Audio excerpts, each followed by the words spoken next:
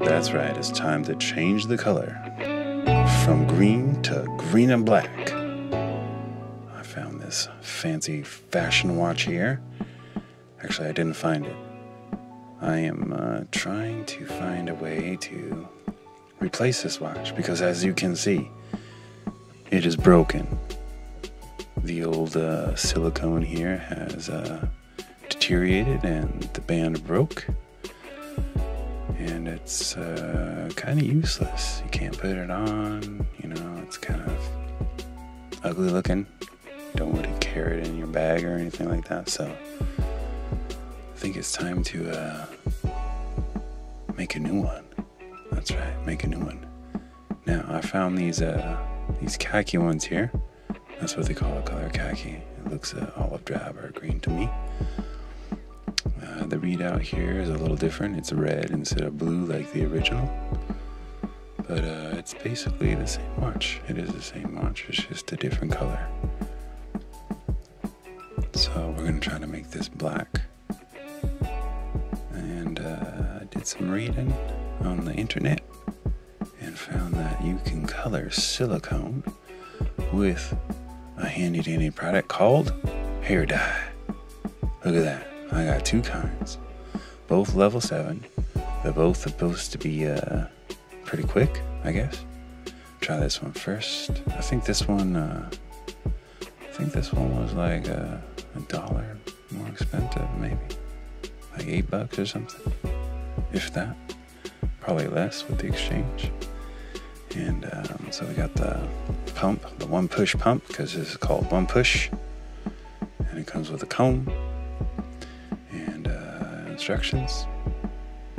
And what else? Yeah, that's right, this is a pump so you can clean it out later, because I'm sure you're gonna have extra unless you're doing your whole head. So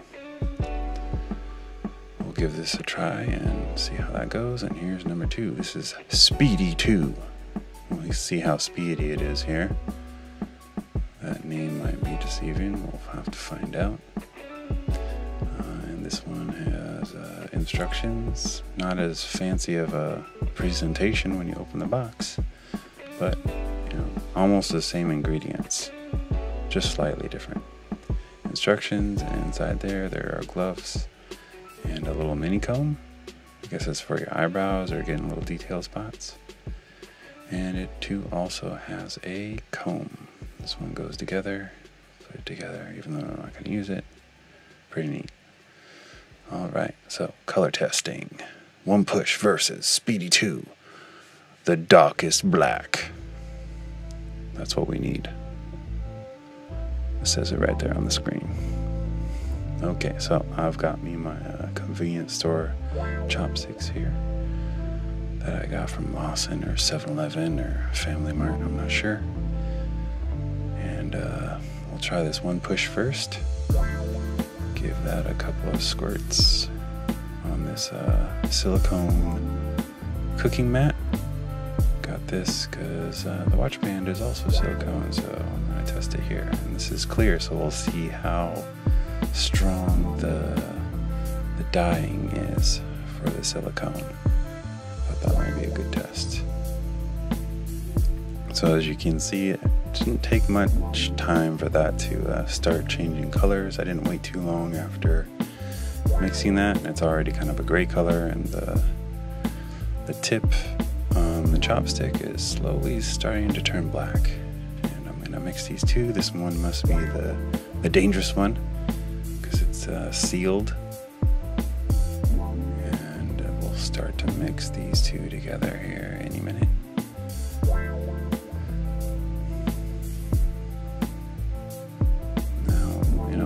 At the drugstore looking for these. I didn't really have any idea of which one's good. I just kind of looked around. I didn't specifically choose the men's ones, but those were the ones that had the deepest, darkest black. So we're rubbing this one off, cleaning that, and that's the color that we get with that one. And clean this one off here. That one looks like that. And which one do you think is black? I think that one there looks a little brown.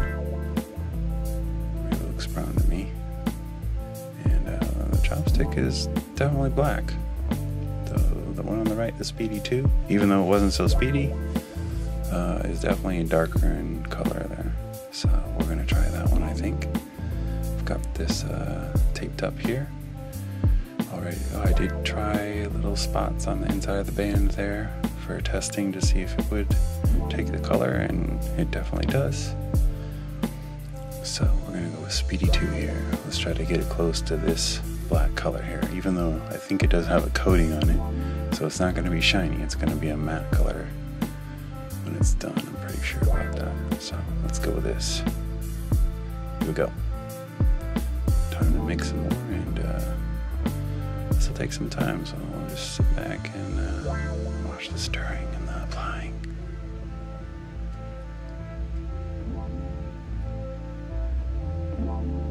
So yeah, this is not a paintbrush, as many of you may notice. It is a calligraphy pen. I did not have a paintbrush, so I'm just using what I got here. That's probably also why it looks very black from the beginning. It's some of that ink is getting mixed in with the cream and dye. So yeah, just carefully going around and applying the cream to the exposed places. I'm not too worried about going over the tape here, because that should be enough of a barrier to keep the dye away from the silicone. I don't know if any of you guys have dyed clothes before, but you know, if you put some tape or something like that on one side of your fabric, chances are the dye isn't gonna fix in that area. So yeah, anyway, I'm just applying as much as I can, and I don't remember how many times I had to remix. I think it was only a couple times to apply it to the whole watch here. So make sure you get the sides. Just going at my own pace. You don't really have to rush, because I don't think this chemical action or reaction has that has a short time limit on it. I think it has a lot of work time with it, so I'm just going around the watch and applying as needed.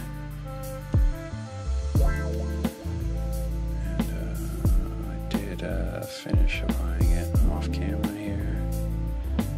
Once I get to about midway on both sides of the band. There you go, bam. And obviously I waited some time and everything is very black looking, so I'm gonna rub all this stuff off and see what it looks like underneath. And yeah, it does look black, but you know, depending on the light, it kind of looks kind of a brown color or even purple. So, not a perfect black, but you know, I think it's going to be good enough for the purpose of this project. And maybe I'll look into applying some kind of film to the silicone, or spraying it with something, because the original watch definitely has a shine to it, and there's a layer of it that's peeling back. Some kind of something, adhesive or plastic coating. But yeah, still turns on, thank goodness. You know, of course you're slightly worried about any electronics, and I did not take the battery out. Maybe should have, but I didn't want to open it up and expose it any more than I had to, because there is a gasket on the back plate, and I didn't want to chance it. I did eventually open it up and take a look inside, and just a little bit did squeeze, and a little bit up to the gasket, but hey, there you go.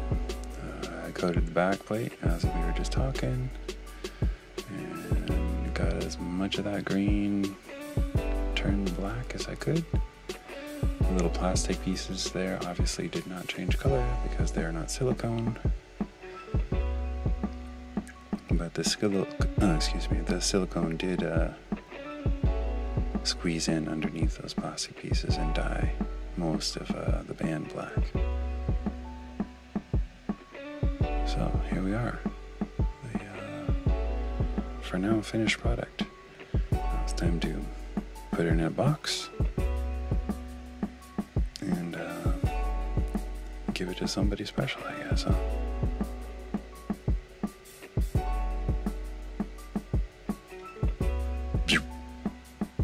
Hey, there you go. Enjoy. Hey, wait. No, that's not gonna work. So, I didn't notice before, but this is red, and the original one is blue. So what we've got to do is take the guts out of this one, and put it into the other one, to the new watch.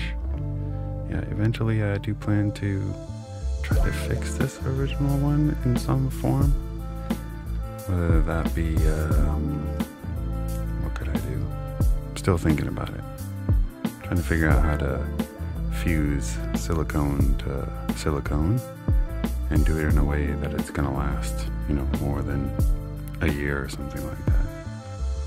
So I've just gotta go through here and pull this little board thing out with the battery.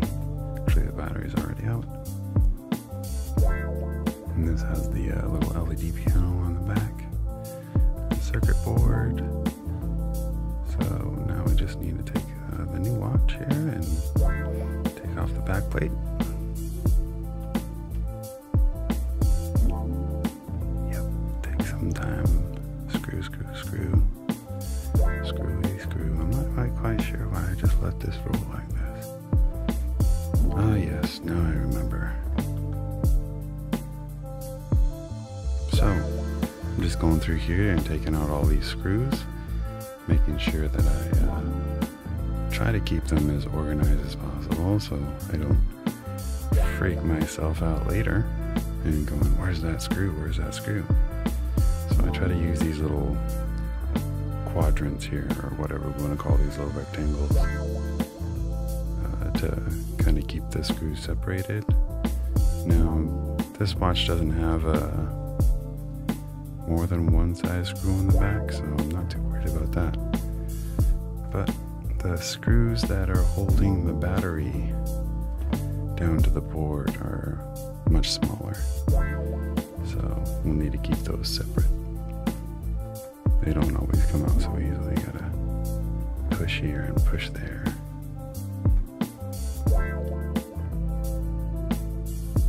And voila, there you go. The back plate is off.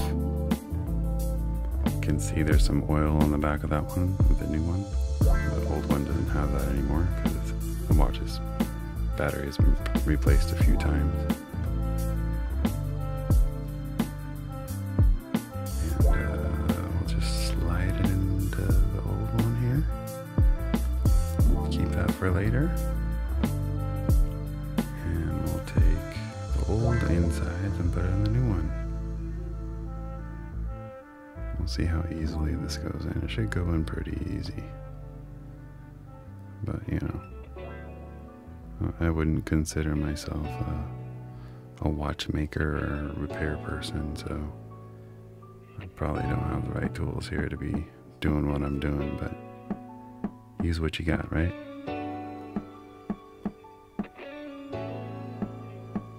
So here's the battery. Take out 2 of these screws, and I'll use these tweezers here to kind of bend the backing plate up to slide the battery in. Should work out okay, which it does. Little tight slide here coming up. And there it goes right on in. So I need to set these screws back in. So yeah, I always go counterclockwise until I hear a little pop, or feel a little pop I should say, or click, and then screw it back in, because I hate stripping out the holes that already have threads in them. This is plastic, so it's not like you can fix it. Not that you could fix it that easily with a metal one. So I gotta be careful, so I always make sure I go in the opposite direction and feel it set in. Look at that. Doesn't turn on right away. I gotta put the pressure in the right spot. And make sure everything's nice, and there it goes, back on. And speed this up, and I'll be back later.